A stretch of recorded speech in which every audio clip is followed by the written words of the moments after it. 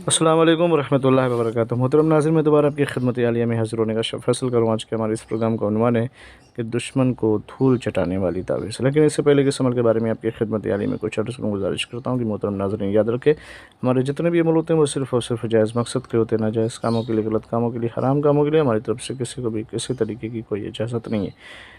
हमारा सेंटर रूहानी सेंटर टोना जादू सिपली ब्लैक मैजिक शैतानी अमल के ज़रिए से कोई भी अमल अंजाम नहीं देते हैं। मोहतरम नाज़रीन, अगर आपका दुश्मन परेशान कर रहा है, हद से ज़्यादा आपके ऊपर टॉर्चर कर रहा है, ज़्यादती कर रहा है और आप उसको सज़ा दिलाना चाहते हैं या फिर धूल चटाना चाहते हैं, तो उसके लिए इस तावीज़ मुबारक का इस्तेमाल करें।